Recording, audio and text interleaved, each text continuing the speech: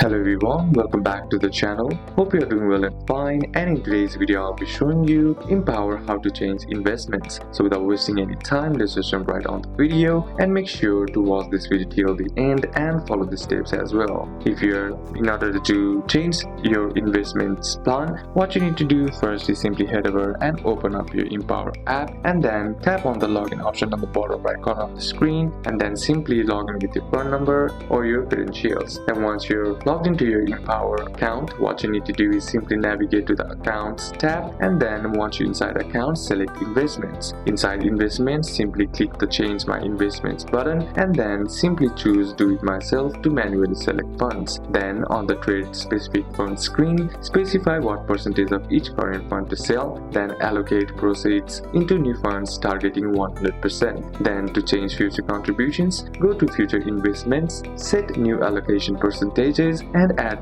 funds if needed. Then lastly, save your changes. Trades generated process at the end of trading day. So these are a couple of steps that you can apply, and that's it for today's video, guys. Hope this video was useful to you. Leave a like if you did, comment down any questions that you have, and see you soon on the next one.